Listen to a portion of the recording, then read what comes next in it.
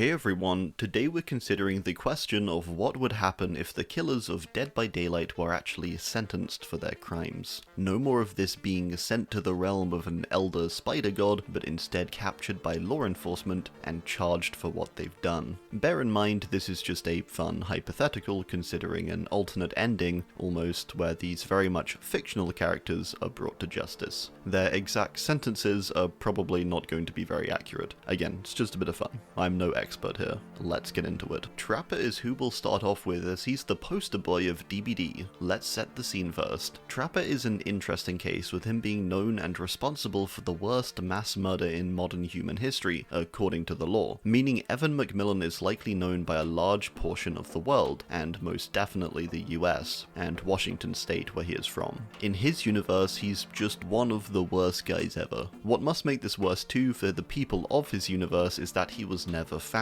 No record is ever made of what became of Evan McMillan. Evan was the son of Archie McMillan, a wealthy landowner who ran a coal mine and ironworks on his grand McMillan estate, the McMillans being known in their town of Weeks as the wealthiest. Archie raises Evan cruelly and shows him to treat the McMillan workers with an iron fist. Evan does initially attempt to break the cycle of abuse by aiding his workers in their plan to join a union to get fair wages and better working conditions, but this doesn't work out, as the workers tell Archie that Evan has been working with them. This is technically where the crimes start, I would say, with Evan being complicit with his father and the abuse of his workers. After Archie beats a worker, Evan drags them away through their mine and feels disgusted by them for a brief moment, despite the man practically dying from being overworked. Evan seems like he's still 14 at the time though, which would likely make the sentencing fall to his father at this time. I doubt he would get charged with anything. The first time he may get charged with something is his plot to murder his father after he figures out that he quite likely killed both Evan's mother and uncle out in the woods. Evan takes a large grey stone and holds it over his father in bed, about to bring it down. He doesn't follow through though, and instead considers a hunting accident or a mining accident. If this was found out, or there was a record of these possible attempts, it would likely be considered a crime, as he was planning to murder his father, which could be anything up to life imprisonment from the get-go. At this point in time, it's sort of hard to tell his age. We do get this cinematic though, where I think he's got to be at least 16, probably more like 18, when these events are happening, so moving forward in time a bit. Further around this time, we learn that Evan beat up a man for saying something about his mother, with what seems to be a piece of wood or something, with Evan ending up getting pulled away by the authorities. This would likely land Evan some more prison time and a fine, likely a few years and at least $10,000. I imagine due to his father's corruption, he likely paid this off at the time. And unfortunately, this is just the start. From here, there's a large skip in time of potentially over a decade where Evan joins his father's side and runs the McMillan estate harshly. He further takes on the enforcer role after his father becomes older and weaker, and so Evan likely treats his workers just as badly as his father did, meaning this is probably years of mistreatment to his workers, years of assaults and murders probably, terrible working conditions that he would have stood by and assisted in. We don't have any specifics around this, but probably just lots of prison time, fines, and lawsuits. We then further have, of course, Evan's main crime of trapping what is stated to be over 100 of his workers into the McMillan mines, where he then sealed and caused their deaths. He'd more than likely receive a life sentence for each of these workers, being responsible for all of their deaths. Not only this, but he further traps his father into the storehouse and leaves him there to die also, breaking his foot bones. All of this together will lead to probably thousands of years of prison time, probably 2,000 plus, and an incredibly large fine. We don't really know the extent of the estate, how big it was, how many workers there were, but it's quite likely a lot. I did make some estimates before, so maybe we can go off of that, but it's quite likely a lot, and so the fines and any legal action taken against Evan and the McMillans would more than likely be into the multi-millions. So yeah, it's sort of hard to even estimate, but it would be thousands of years in prison for Evan, and probably multiple, likely into tens of millions in fines and charges from legal action. Really, with the way the law presents this as the worst massacre of modern history, Evan would likely receive a whole lot more. He'd be made an example of for the world to see, I imagine. As seemingly the last surviving McMillan too, this would mean the entire estate would probably be dissolved due to these many charges. Next, let's scale it back with the Legion, a group of teenagers who committed lots of crimes in the quiet quiet Canadian town of Ormond. Legion are interesting too, as they're 4 different people: Frank, Julie, Susie, and Joey,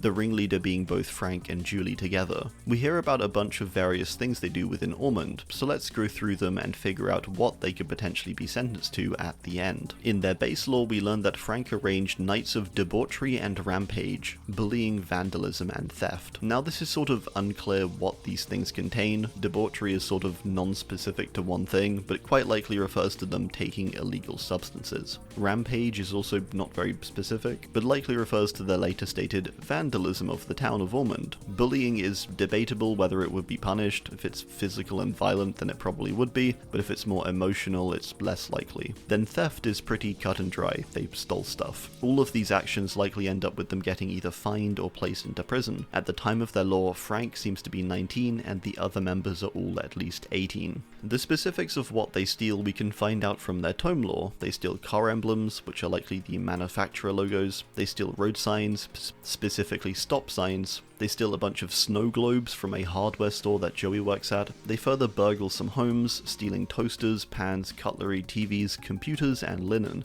Joey's also accused of stealing a chocolate bar. All of this together probably is a few years in prison for each of them and about $5,000 in fines. For some more serious crimes, they further cause a traffic accident by placing these stolen stop signs in places they shouldn't be, causing serious injuries for 6 people. They also took photos of this, so they likely would be convicted. This could land them all probably about 10 years in prison, or maybe even a life sentence, due to it nearly causing multiple deaths. Frank and Julie cause a serious fire at the Ormond Majestic Theatre by flicking a match in and leaving a bunch of gas canisters in there. This would land Frank and Julie, the 2 members who do it, a sentence of at least 5 to 10 years. The worst thing they do, of course, though, is the murder of the store clerk at Joey's old workplace. They go in with the aim to vandalize and steal, but end up killing the clerk. Now, it's not overly clear which of the members do this. In the tome lore cutscene, it's only Frank and Julie, but in the base lore, it's all of the members. This is important because it would likely be a different sentence based on who actually did the murder, and who was just there watching. Either way, at minimum, everyone there would be an accessory to it, as they all helped to hide the body up Mount Ormond. It's possible still, even then, it would just be the same charge for all of them, being a life sentence. The Legion likely would be charged for most of the things they did too, because they seem to keep track of it all, and take pictures, and maybe even wrote about it, which is all evidence. It's possible with Frank being the eldest of the 4 too, and the ringleader, he'd get some kind of extended sentence also. Unknown I wanted to cover next, although it is a creature and not human seemingly. It's probably this weird squid monster thing that we see come out when it does its mori. However, even squid monsters are getting sentenced in this scenario. The Unknown was an unknown creature that tormented the town of Greenville for quite some time, seemingly as far back as the 1800s when someone disappeared during a seance. These are all noted by Unknown's investigator, Olivia, so we probably don't have a full list of Unknown's crimes, which seem to largely be murders, but also a big one I would debate for Unknown is identity theft. It stole people after all and pretended to be them, even if it did it in quite a janky way. We further get note of college students disappearing in a movie theatre in the 1950s, however this could have actually been a result of the fracture in the Greenville cinema that Sable Ward later discovers, so I'm not too sure they should be counted. Then we get some disappearances in the 60s at an abandoned hospital. These are more likely to be Unknown's doing. It's stated to be a group of teens, so we don't have much indication here. It's hard to really pinpoint exactly what Unknown has done, as many of the occurrences are noted as overlapping with the fog or the entity, meaning there's a good chance a bunch of things accredited to Unknown it didn't actually do. In its add-ons we can get a better idea. It attacks some campers, as well as this camper from this clip, who may be the same one as the blurry photo campers. It causes a police station full of police, which could be around 20 say, seeing as Greenville seems to be a relatively small town, to all attack each other. A recording of another victim, a hiker, a victim who had a map, another student, and some cabin killings. So it's a lot basically. Hard to pinpoint, but I reckon a good 50 plus people who fell victim to Unknown, which is 50 life sentences, probably a good 1,000 plus consecutive years. For each of these, if it did in fact take on their identity and went around pretending to be them, it would likely be a minimum of a year in prison for each, and $1,000 every time time this happened. There are further cases where unknowns seem to just attack and didn't kill. The front page article makes reference to this with a family. A hypnotist further seems to get someone to recall an unknown encounter, possibly another assault. For these two cases, charges of 20 years in prison and $20,000. I'm not sure Unknown has a bank account though, so